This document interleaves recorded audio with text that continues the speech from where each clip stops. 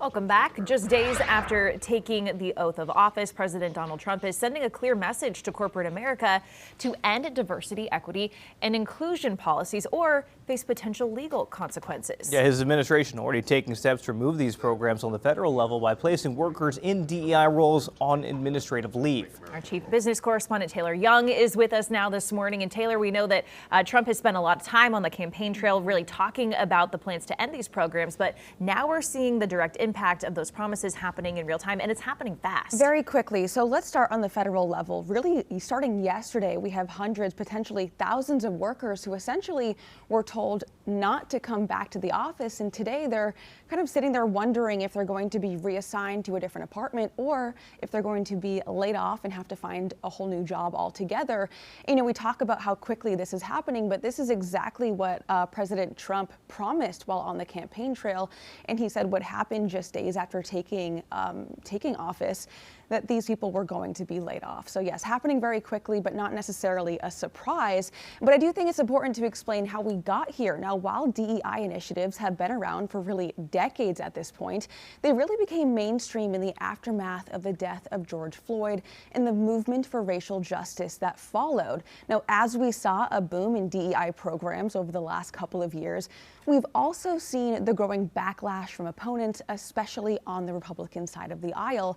Now, in that executive order signed by Trump on Tuesday, it went as far as calling these policies illegal. It also stated that the federal government and corporations have used DEI policies as a, quote, disguise to violate civil rights laws. And, you know, supporters of DEI programs, of course, disagree with the claims in this executive order, saying that, you know, they are vital for the workplace, especially with a growing diverse population. Okay, so we know what impact this is going to have on federal programs, but what impact will this whole entire approach on DEI have on corporate America? Yeah, so while the president and federal government as a whole, you know, really has no direct say over how private companies kind of initiate their diversity policies, we can say that it absolutely does have a massive influence, especially if that company contracts with the federal government or is taking federal funding in any capacity.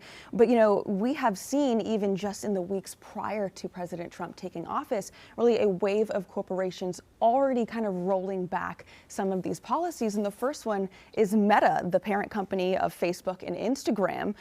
That was one of them. The company said it's getting rid of its DEI programs, which involve policies around hiring and training. Amazon is another. It sent a memo to employees last month saying it was winding down, quote, outdated programs related to DEI.